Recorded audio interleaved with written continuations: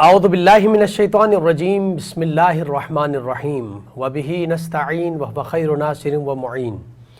لاکھوں کروڑوں درود و سلام ہو سید الانبیاء رحمت للعالمین خاتم النبیین محمد مصطفیٰ صلی اللہ علیہ وآلہ وسلم پر، ان کی آل پاک پر، اصحاب منتجبین پر۔ ناظرین کرام، پروگرام امید نجات کے ساتھ آپ کا میزبان ڈاکٹر سید مظفر رضوی آپ کی خدمت میں حاضر ہے۔ میری جانب سے آپ تمام محترم ناظرین کی خدمت میں السلام علیکم ورحمۃ اللہ وبرکاتہ۔ محترم ناظرین کرام، آج ہم ایک اہم ترین موضوع کے ساتھ آپ کی خدمت میں حاضر ہیں، اور وہ موضوع ہے جہیز۔ جو معاشرے کے اندر بعض اوقات یہ ہمیں سننے میں آتا ہے کہ جہیز جو ہے وہ لعنت ہے، بعض کہتے ہیں کہ نہیں جہیز سنت ہے۔ اسی حوالے سے گفتگو کریں گے۔ اللہ رب العزت نے نکاح کو جتنا آسان بنا دیا ہے، موجودہ معاشرتی ڈھانچے نے اسے اتنا ہی مشکل بنا دیا ہے۔ نکاح کے بابرکت بندھن پر بے شمار رسومات، تقریبات اور فضول اخراجات ایسے بوجھ تلے دبا دیے گئے اس انسان کو جو نکاح کی طرف جاتا ہے، یعنی اس کے سامنے ایک ناقابل تذکیر پہاڑ بنا دیا گیا ہے۔ لہٰذا غریب اور متوسط طبقے کے لوگ جو ہیں وہ ایک انتہائی مشکل کا شکار ہیں۔ بہت ساری ایسی بچیاں جن کے بال سفید ہو جاتے ہیں، لیکن چونکہ ان کے پاس جہیز کا مال نہیں موجود، وہ شادی نہیں کر پاتی ہیں، اور جو بچیاں شادی کر کے جاتی ہیں زندگی بھر اس جہیز کے کم لے کے جانے پر طعنے سنتی رہتی ہیں۔ ایک ایسی چیز کہ جس پر واقعاً گفتگو ہونی چاہیے، اور ہمارے ساتھ آج اسٹوڈیو میں موجود ہیں ممتاز ریسرچ اسکالر ہیں، اینکر پرسن، ادیبہ ہیں، شاعرہ ہیں، میری مراد محترمہ ڈاکٹر ثروت عسکری صاحبہ۔ السلام علیکم ورحمۃ اللہ وبرکاتہ۔ بہت شکریہ ہمارے پروگرام میں آپ تشریف لائیں۔ جزاک اللہ۔ سلسلے گفتگو کا باقاعدہ آغاز کرنا چاہوں گا۔ سب سے پہلے میں یہی سوال آپ کی خدمت میں رکھنا چاہوں گا کہ ہمارے ناظرین کو یہ بتائیے گا کہ یہ جہیز، جس کو ہم بعض اوقات سنت رسول کہتے ہیں کہ انہوں نے اپنی بیٹی کو جہیز دیا ہے، اور بعض اوقات معاشرے کے اندر بہت سارے لوگ کہتے ہیں کہ یہ لعنت ہے، آپ کیا فرماتے ہیں اس حوالے سے؟ بسم اللہ الرحمن الرحیم۔ السلام علیکم۔ سب سے پہلے ڈاکٹر صاحب میں آپ کا شکریہ ادا کرنا چاہتی ہوں، آپ کی ٹیم کا شکریہ ادا کرنا چاہتی ہوں کہ آپ لوگ اتنے خوبصورت موضوعات کو لے کر آتے ہیں، اور ان موضوعات کے ذریعے، اس سے حاصل گفتگو کے ذریعے ہم چاہتے ہیں کہ معاشرے کے کچھ عوامل کو تبدیل کیا جا سکے اور کچھ رسم و رواج کو بھی کم کیا جا سکے۔ سب سے پہلے ہمیں دیکھنا پڑے گا کہ مذہب کیا ہے، شریعت کیا ہے، یا اللہ تعالیٰ ہمیں کسی سانچے میں اگر ڈھال رہا ہے تو وہ دیکھنا چاہتا ہے تو وہ سانچہ کس قسم کا ہے۔ تو سب سے پہلی بات یہ ہے کہ جب ہم بات کرتے ہیں کہ دین اسلام ہمیں کیا کہتا ہے، تو دین اسلام ہمیں بہت زیادہ سادگی کی جانب متوجہ کرتا ہے۔ دین اسلام ہمیں اپنی لیمٹس کی جانب متوجہ کرتا ہے۔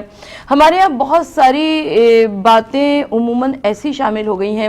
کہ جیسے کہ آپ کو بھی معلوم ہے کہ جس وقت نکاح پڑھایا جاتا ہے تو وہ قبولیت دعا کے افضل ترین اوقات میں سے ایک وقت ہوتا ہے۔ تو بجائے اس کے کہ وہ لڑکا جو کہ ابھی اپنی زندگی کا آغاز کر رہا ہے وہ وہاں پر بیٹھ کر اپنے لیے دعا کرے، اپنی آنے والی زندگی کے لیے دعا کرے، وہ اس کا دماغ یہ پھنسا ہوا ہوتا ہے کہ اس نے اتنا جو گولڈ چڑھایا ہے اس کا کیا ہوگا، یا جو مہر فارم میں جو مہر لکھوایا گیا ہے نکاح کے فارم میں اس کا کیا ہوگا۔ اسی طریقے سے لڑکی کا باپ جو بجائے اس کے کہ وہ اپنی بچی کی زندگی کے لیے، اچھی زندگی کے لیے دعا کرے، وہ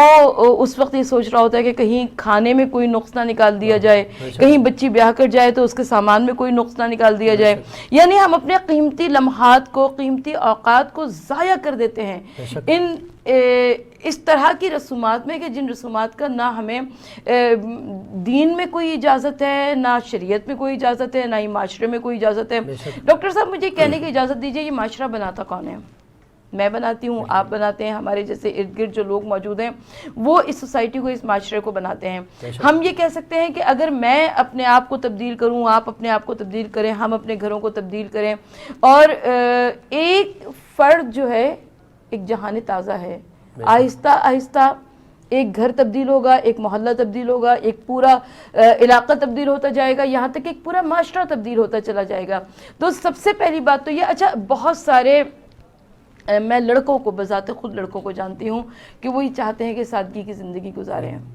وہ یہ چاہتے ہیں کہ شریعت کے اصولوں پہ زندگی گزاریں، لیکن ان کو ویسی لڑکیاں نہیں ملتی۔ لڑکیاں جب سنتی ہیں کہ اس طرح کی زندگی گزارنی ہوگی تو وہ فوراً خود وہاں سے پیچھے ہٹ جاتی ہیں، یا کہیں کہیں پر لڑکی کے والدین بہت زیادہ فرمائشیں کرتے ہیں، یا کہیں کہیں پر لڑکے کے والدین کی جانب سے بہت زیادہ فرمائشیں ہوتی ہیں۔ میں صرف اتنی سی درخواست کرتی ہوں کہ اگر دونوں اطراف کے جو لوگ ہیں اگر وہ اپنی اپنی خواہشات کو تھوڑا سا سمجھانے پر تیار ہو جائیں تو مجھے یقین ہے کہ وہ جو نیا ایک کپل ہے، وہ جو ایک نیا ایک جوڑا ہے جس کو پروردگار عالم نے نکاح کے 2 بولوں کے ذریعے اپنی ایک دوسرے کی زندگی کے ذریعے باندھ دیا ہے، میرا یہ خیال ہے کہ نکاح کے ان 2 بولوں میں بڑی تاثیر ہوتی ہے، بڑی محبت ہوتی ہے، اور ان 2 بولوں کے ذریعے انسان اپنے گھر کی تشکیل بھی کر سکتا ہے۔ لیکن پرابلم یہ ہے کہ اس گھر کی تشکیل کرنے کے لیے بہت سارے افراد بھی ارد گرد موجود ہوتے ہیں جو کہ ان دونوں کی زندگی میں مسائل اور مشکلات پیدا کرتے رہتے ہیں۔ اچھا، جیسے چونکہ جو بات یہ ہوتی ہے کہ رسالت مآب صلی اللہ علیہ وسلم نے اپنی بیٹی کو جہیز دیا تھا، تو اگر ہم اس پہ متوجہ ہو جائیں کہ کیا جناب مولا علی نے کیا ان کو کہا تھا کہ آپ جہیز میں جو نا سامان دے دیں اپنی بیٹی کے ساتھ، کوئی ڈیمانڈ کیا تھا؟ چونکہ ہمارے معاشرے کے اندر جہیز کا باضابطہ ڈیمانڈ ہوتی ہے، لڑکے کی طرف سے ڈیمانڈ کیا جاتا ہے کہ اب اتنا سامان یہ چیزیں لے کر آئیں، یا ہمارے معاشرے میں اگر ڈیمانڈ نہ بھی کریں تو معاشرہ ایسا بن چکا ہے کہ معلوم ہے والدین کو، بچی کے والدین کو، کہ مجھے اتنا سامان دینا ہوگا ورنہ ہماری بچی زندگی بھر یہ سنتی رہے گی کہ آپ لے کے کیا آئی ہیں۔ ڈاکٹر صاحب، پہلی بات تو یہ ہے کہ جب ہم کہتے ہیں کہ سنت رسول صلی اللہ علیہ وآلہ وسلم ہے تو کیا ہم باقی سنتوں پہ عمل کر لیتے ہیں؟ صرف ایک جہیز والی سنت پہ کیوں عمل کرتے ہیں؟ لیکن اگر کسی نے تاریخ کو پڑھا ہے، روایات کو پڑھا ہے، تو وہ بہت اچھی طریقے سے جانتا ہے کہ حضور نبی کریم صلی اللہ علیہ وآلہ وسلم نے مولا کائنات حضرت علی سے پوچھا کہ تمہارے پاس کیا کیا ہے؟ انہوں نے فرمایا میرے پاس ایک تلوار ہے، میرے پاس ایک زرہ ہے، میرے پاس ایک گھوڑا ہے۔ تو حضور نبی کریم صلی اللہ علیہ وآلہ وسلم نے فرمایا کہ گھوڑا میدان جنگ میں کام آئے گا، تلوار مجاہد کے پاس ہونی چاہیے، لیکن زرہ تمہارے واسطے بیکار ہے۔ اس زرہ کو فروخت کیا گیا، وہ زرہ جو کہ مہر تھی جناب فاطمہ الزہرا سلام اللہ علیہا کا، اس زرہ کو فروخت کیا گیا، اور اس سے جو گھر کی بنیادی چیزیں تھیں، جو بیسکس تھے، ان کو خریدا گیا، اور وہی شہزادی کونین کا جہیز تھا۔ ڈاکٹر صاحبہ، یہاں پر بریک کا وقت ہوتا ہے، ناظرین کرام، مختصر سا بریک کا وقت ہوتا ہے، بریک کے بعد آپ کے پاس خدمت میں دوبارہ حاضر ہوتے ہیں، ہمارے ساتھ رہیے گا۔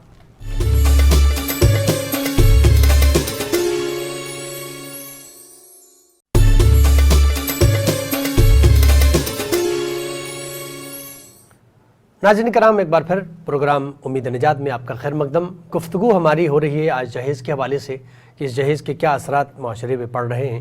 اس حوالے سے ہمارے ساتھ ڈاکٹر ثروت عسکری صاحبہ تشریف فرما ہے۔ ڈاکٹر صاحبہ، آپ جیسے بریک سے پہلے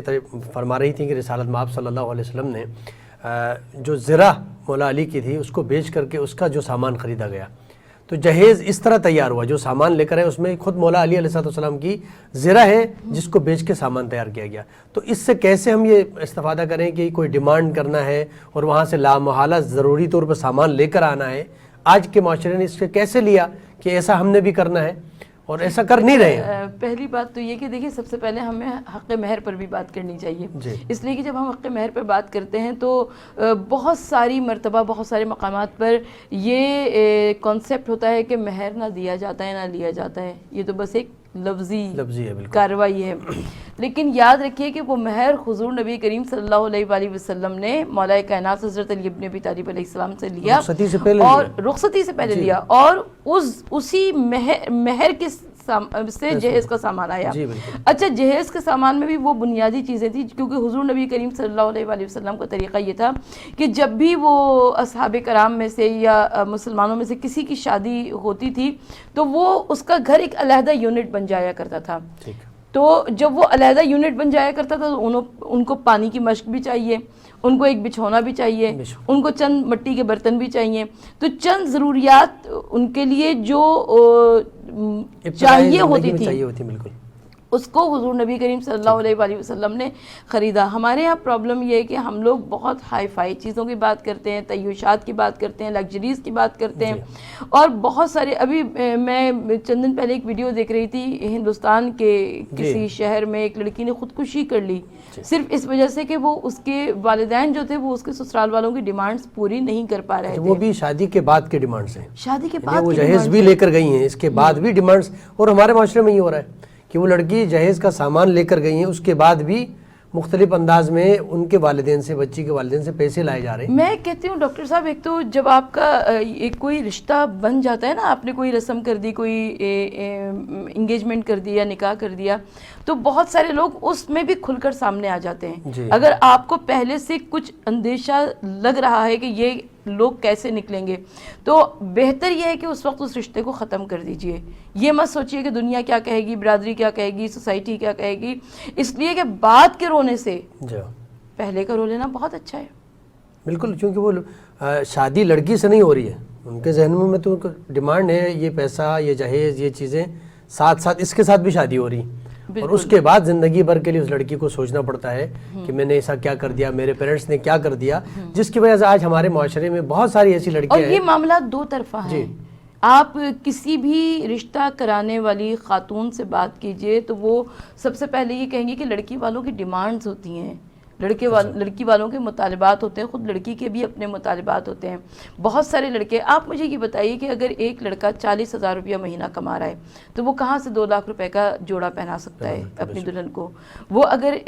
50,000 روپیہ مہینہ کما رہا ہے تو وہ کہاں سے 5 لاکھ روپے کا ولیمہ کر سکتا ہے؟ وہ کہاں سے 2-3 لاکھ کا زیور دے سکتا ہے؟ تو ہمارے یہاں پرابلم یہ ہے کہ گناہ آسان اور نکاح مشکل والی بات جو ہے وہ ہم نے سوسائٹی میں رائج کر دی ہے، مروج کر دی ہے، اور اس کے ذمہ دار ہم لوگ خود ہی ہیں۔ اگر میں بحیثیت ماں یہ کہوں، آپ بحیثیت باپ یہ کہیں کہ ہم اپنی زندگیوں میں خود تبدیلی لائیں گے تو انشاءاللہ تعالی زندگیوں میں تبدیلی ضرور آئے گی۔ بے شک۔ تو ایک ہمارے معاشرے کے لیے آپ کیا کہنا ہے، آج کے ہمارے خاص کر جو ویورز ہیں ان کو کیا پیغام دینا چاہیں گے کہ اس وقت جو معاشرے کے حالات ہیں کہ جہاں بہت سارے غریب و غربا، یہ جو کرونا وائرس کی وجہ سے بھی جیسے ہم نے فرمایا تھا کہ بہت سارے معاملات اس سے حل بھی ہوئے ہیں، اس میں وہ غریب و غربا جو صرف اس وجہ سے اپنی بیٹی کی شادی نہیں کر پا رہے تھے کہ اتنے اخراجات ہم کہاں سے کریں گے، شادی ہال کہاں سے بک کروائیں گے، جہیز کا سامان کہاں سے، کھانا کہاں سے کھلائیں گے، لیکن اس کی وجہ سے بہت سارے لوگوں نے فائدہ حاصل کیا اس سے۔ ڈاکٹر صاحب، سب سے پہلے ہماری سوسائٹی میں جو اسراف، آپ پہلے ایک بریانی اور زردے میں شادی ہو جایا کرتی تھی، اس کے بعد اس میں قورمہ اور روٹی شامل کیا گیا،